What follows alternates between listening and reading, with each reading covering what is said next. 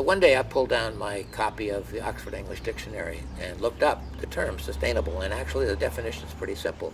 It's how to maintain something, how to keep something going. Now, where the question becomes more complex is how do you keep a food system going, and how do you maintain it so that it feeds our human population in a quote sustainable way.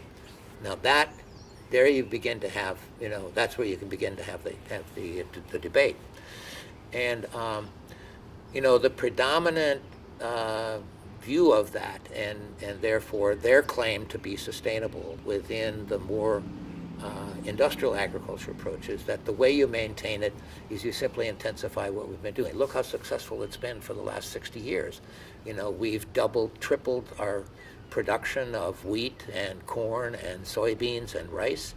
So we just do more of that. We develop more of those technologies, keep doing that, and then we'll be able to maintain, keep going the system. So we're the ones that are sustainable. Farmers, on the other hand, who are looking at this and recognizing that a lot of the resources that we're using to maintain and keep going the industrial system aren't going to be there. So we have to really change. We have to look at alternative approaches, and so that's what the debate currently is about. Now, I think that because we're both using the word sustainable in these very different ways, the term sustainable is not going to be very useful for us anymore, and that there's another concept which was developed actually by ecologists like C.S. Hawley originally back in the 1990s, and that's the term resilience. And C.S. Hawley pointed out that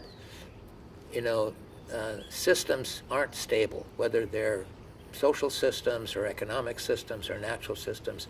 They always go through cycles of change.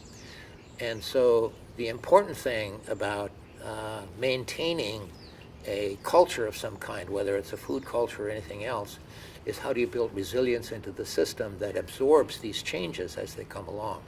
So if you have shocks and disturbances, how can you build a system that absorbs those shocks and disturbances and still provides the goods and services that you want? That's essentially what resilience is about.